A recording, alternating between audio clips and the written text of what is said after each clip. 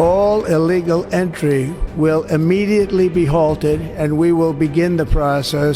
দ্বিতীয়বারের মতো যুক্তরাষ্ট্রের প্রেসিডেন্ট হিসেবে শপথ নিয়েছেন ডোনাল্ড ট্রাম্প। প্রেসিডেন্ট হিসেবে দায়িত্ব গ্রহণের পর প্রথম দিনই ডোনাল্ড ট্রাম্পের অভিবাসন বিরোধী কঠোর পদক্ষেপে দেশটিতে শরণার্থী হিসেবে থাকার অনুমতি বাতিল হয়ে গেছে।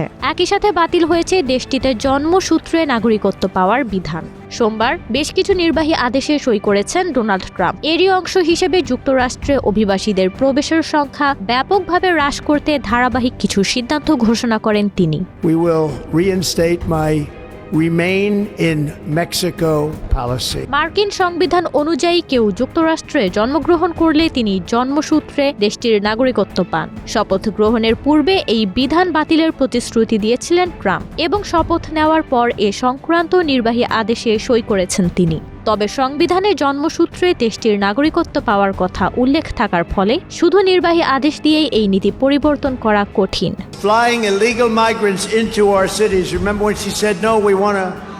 About a month ago, she realized this was not playing well for her in the polls.